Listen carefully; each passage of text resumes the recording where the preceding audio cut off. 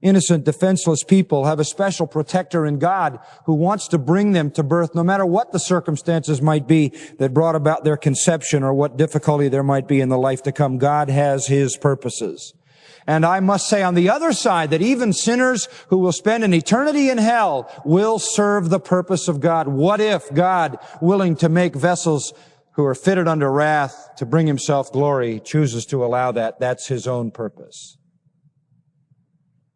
I am convinced that the fury of God will someday fall on the murderers of His creatures who have not sought His forgiveness. God is the protector of the innocent. Now, to illustrate this biblically, go back to Exodus chapter 21. This is one of the really important passages about abortion.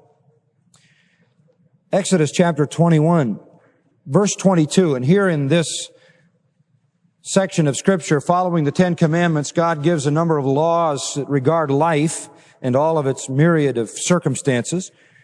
And in Exodus 21, we have a very interesting account. It says to us in verse 22, if men struggle with each other, now you follow carefully, and strike a woman with child, I don't know what your version says. Some say so that she has a miscarriage. Some say so that she has an untimely birth. Yet there is no further injury. He shall surely be fined as the woman's husband may demand of him, and he shall pay as the judges decide. But if there's any further injury, then you shall appoint as a penalty life for life, eye for eye, tooth for tooth, and hand for hand, foot for foot, burn for burn, wound for wound, bruise for bruise. Now, what is this saying? One of the unfortunate translations in the New American Standard is the translation miscarriage. I don't know why they translated the Hebrew term here, miscarriage. There is no reason, at least in my mind, to believe that verse 22 refers to a miscarriage. And there's a contextual support for that as well as linguistic. The literal Hebrew reading is simply this. And if men struggle with each other and strike a woman with child, here's the Hebrew, so that her children come out. That's what it says. In other words, it causes the child to come out. Yet there's no further injury, then he shall surely be fined as the husband or the woman's husband may demand of him and be paid as whatever the judges or the courts allow. Yeled is the common Hebrew word for child. The only irregularity here in that word is that it is plural, and it is unlikely that it means a developing fetus that has been miscarried. The verb yatzah often refers to ordinary childbirth. And so it says, the struggle happens, two men are fighting, one gets involved in this fight, and probably a woman steps in, the wife, to try to stop the fight, and she gets struck so that her children come out, just looking at it in a plural sense. That is, an ordinary childbirth takes place. By the way, that term yatzah, referring to ordinary childbirth, is used in Genesis 15:4 and Isaiah 39:7 of a childbirth generated from the loins of the father, and also in Genesis 25 and 26 and Jeremiah 1 about a birth that it comes out of the womb of the mother. So from the father's side and the mother's side, the term is used to express a child that is born. In no case does that term yatzah refer to a miscarriage. Numbers 12:12 uses it, but it refers to a stillbirth, not a miscarriage. The Hebrew word for miscarriage, shakol, used in Exodus 23:26, Hosea 9:14, is not used in this verse. So what you have here is a premature birth. Now follow the thought. Two men are fighting. The woman probably steps in. She gets hit in the process, and consequently the trauma causes a premature birth. If all that happens is that the child comes out and there's no further injury, then there should be a fine for the discomfort, for the problems that might come to take care of the child and to take care of the woman because of whatever trauma she suffered. And if there's any debate about it, then the judges can discern what that should be. But if there's any further injury, what would any further injury mean? Well, it would have to mean something more severe, including the loss of life, then you shall appoint as a penalty life for life. What's the point? The point is, if you are responsible for killing an unborn child, you pay with your life. That's the point. That is the point. It is constituted as murder.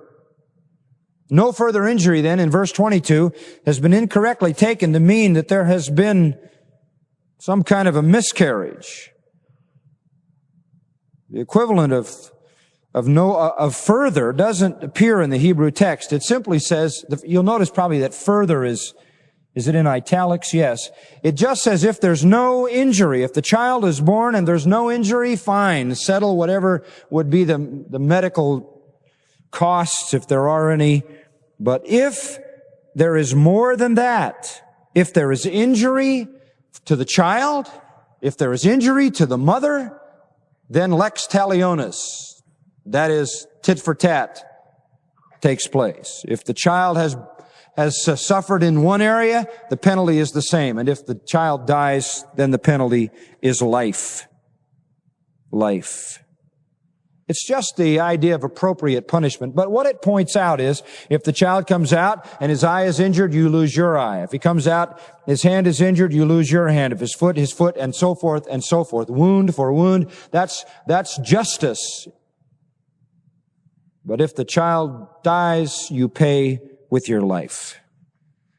Lex talionis, the law of retaliation. So Scripture teaches us then very, very clearly that conception is an act of God, that every person conceived is conceived in the image of God, and that each person is the special care of God. Nothing illustrates that more than that if you injure a child that is untimely born and you have inflicted that injury, you pay a just punishment, including if you kill that child, you pay with your life. God has special care for those who are helpless. There's a fourth point in our little outline, and it kind of ties in with these others. Compassion is to be applied to all of God's creation in His image. Compassion is to be applied to all of God's creation made in His image. If this is how the Lord feels toward them, then this is how we should feel. But going back to the Jewish principle this morning, that thou shalt love thy neighbor as thyself, as we have it reiterated in Matthew 22:39. Romans tells us in chapter 13, love fulfills the whole law. The unborn child is your neighbor. It is a person in need of care and protection. And we are to treat unborn children with the same kind of compassion that we would apply to all of God's creation in His image. One of the things I hesitate to say, but I must digress a moment to do so, is the fact that today what you have coming out of the abortion movement is also the animal rights movement. And they are inextricably linked because the animal rights movement basically says that animals are the same as people. And you remember some months ago I reiterated to you one of the animal rights slogans, which is a rock is a rat, is a dog, is a boy. In other words, everything that is created is of equal value. And that's apparent to anybody who watches that bizarre and evolutionary distortion that we call the animal rights movement. There is not a proper understanding that man is created in the image of God and is to be treated with special care and special consideration, and special Christ-like compassion is to be applied to all made in the image of God. I cannot even conceive how a mother could think of a baby as an enemy. Whether that baby was a product of rape or whether that baby was in some way malformed, how that woman could think that child in her was an enemy when she has been given the God-given privilege of protecting that little life with all of its weaknesses. Certainly that's not natural instinct to a mother. She would have to be sold that by a culture that had become decadent.